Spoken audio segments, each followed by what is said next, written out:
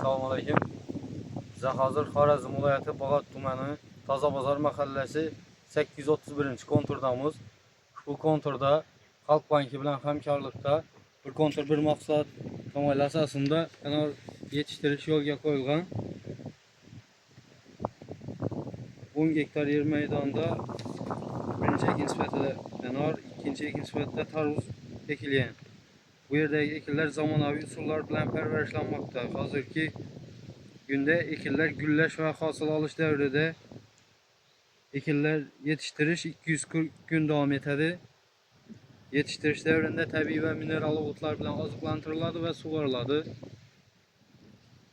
Ushbu loyihaga 38 nafar dehqon xo'jaligi biriktirilgan bo'lib, har birisiga 26 sotiqdan yer maydoni ajratilgan.